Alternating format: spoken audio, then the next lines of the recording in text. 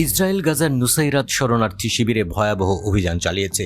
গাজা কর্তৃপক্ষের মতে 200 জনেরও বেশি ফিলিস্তিনি বেসামরিক নাগরিককে হত্যা করেছে। 4 ইসরায়েলি বন্দীকে উদ্ধারের অভিযান চলাকালীন এই হামলার ঘটনা ঘটে। ইসরায়েলি অভিযানে ইয়ামাম নামক অভিজাত ইউনিটের কমান্ডোরা জড়িত ছিল।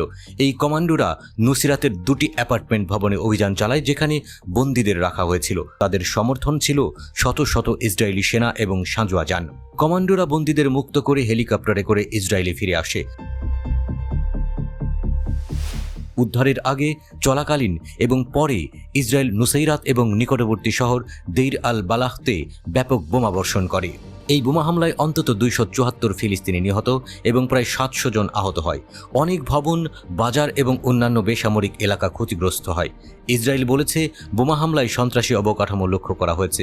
তবে বেঁচে যাওয়া এবং স্বাস্থ্যকর্মীরা বলেছেন যে বেশিরভাগ শিকার নারী ও শিশুসহ বেসামরিক নাগরিক। প্রত্যক্ষদর্শীরা জানিয়েছেন যে প্রায় 150টি রকেট 10 মিনিটেরও কম সময়ে নুসাইরাতকে আঘাত করে। একজন ফিলিস্তিনি প্রত্যক্ষদর্শী সিএনএনকে বলেছেন, পৃথিবীকে নরক বলে মনে হয়েছিল। তিনি শিশুদের ছিন্নভিন্ন এবং রাস্তায় ছড়িয়ে ছিটিয়ে থাকা লাশ দেখে এমন বর্ণনা করেছেন। আল আকসা হাসপাতালের চিকিৎসকরা প্রচুর সংখ্যক আহতদের চিকিৎসা করতে লড়াই করছিলেন। বিমান হামলার পাশাপাশি ইসরায়েলি ট্যাঙ্ক বেসামরিক লোকদের উপর গোলাবর্ষণ করে এবং পালানোর চেষ্টা করার সময়ও সেনারা গুলি চালায়। ইসরায়েল বলেছে যে অভিযানটি কয়েক সপ্তাহ আগে থেকে পরিকল্পনা করা হয়েছিল। এই অভিযানে যুক্তরাষ্ট্রের ভূমিকা ছিল। ইসরায়েলে অবস্থানরত ইউএস সেল গোয়েন্দা তথ্য ও লজিস্টিক সাহায্যে মিশনটিকে সমর্থন করেছিল। নিউ ইয়র্ক টাইমস জানিয়েছে, মার্কিন যুক্তরাষ্ট্র এই সহায়তা দিয়েছে, তবে কোনো মার্কিন সেনা অভিযানে অংশ নেয়নি। সিএনএন নিশ্চিত করেছে যে মার্কিন সেল 7 অক্টোবর থেকে ইসরায়েলকে গোয়েন্দা তথ্য সংগ্রহে সহায়তা করছে। একটি ভিডিওতে দেখা গেছে হেলিকপ্টার গাজার সমুদ্র সৈকত থেকে উদ্ধারকৃত বন্দীদের নিয়ে যাচ্ছে বলে মনে করা হচ্ছে। এই সৈকতের পটভূমিতে যুক্তরাষ্ট্র নির্মিত ভাসমান বন্দর রয়েছে।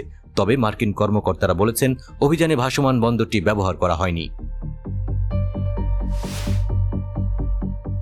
উচ্চ বেসামরিক মৃত্যুর সংখ্যা সত্ত্বেও মার্কিন প্রেসিডেন্ট জো বাইডেন বন্দীদের উদ্ধারের জন্য ইসরায়েলকে অভিনন্দন জানিয়েছেন, কিন্তু নিহত ফিলিস্তিনিদের কথা উল্লেখ করেননি। বাইডেন জানিয়েছেন, সব জিম্মি ঘরে না আসা পর্যন্ত এবং যুদ্ধবিরতি না হওয়া পর্যন্ত আমরা কাজ বন্ধ করব না। ইসরায়েলের প্রধানমন্ত্রী বেনিয়ামিন নেতানিয়াহু যুদ্ধবিরতির বিরোধিতা করতে উদ্ধার অভিযানের সাফল্য ব্যবহার করেছেন। তিনি বলেছেন, ইসরায়েল সন্ত্রাসবাদের কাছে আত্মসমর্পণ করে না। আমরা মিশন শেষ না করা পর্যন্ত এবং আমাদের সব জিম্মিকে দেশে ফিরিয়ে না দেয়া পর্যন্ত আমরা ছাড় দেব না।